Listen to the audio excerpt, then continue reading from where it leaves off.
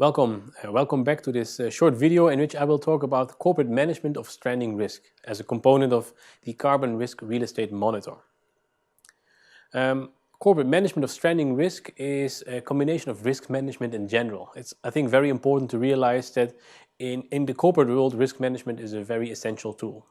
But a relatively new element in that, especially within the real estate market, is the exposure to what we call stranding risk. In this case, the effects and the indirect effects of more stringent future energy policy that will also be effective for real estate portfolios. As part of the CRREM project, we have run a survey among companies within Europe, real estate companies, which reveals that there's very little awareness about the carbon risks and the stranding risk exposure of these companies. So this is very important because it is a very relevant risk, but it's not very aware at the moment. So what we do is we incorporate this into more general risk assessment of carbon responsibilities. So what we do is we're going to introduce this carbon mitigation aim that we have and a plan. And we're going to talk about the interaction between what you can do with the building, with the stakeholders that you have, and the future needs and policies that you will encounter in the future.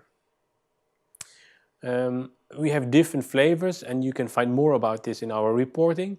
But we're going to talk about very ambitious plans in which you're going to make changes, as on the left in this figure next to me, in which every year you're going to improve the energy efficiency of your building, or you do it different and you make one big leap once in, let's say, 10-15 years.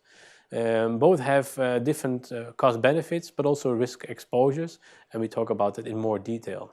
When you do consider these kind of retrofit plans, we can also help you to isolate and identify the quick wins and the most profitable impacts. The figure next to me shows what we already know from the body of language and literature about improvements that you can make in your real estate industry. So what kind of technical aspects can you already improve to reduce your greenhouse gas emissions, and what are the costs and benefits of each, so that you can take the quick wins first. Are you interested to read more about the details of our project and what we have to offer? Please visit our website www.crrem.eu. I hope to see you there.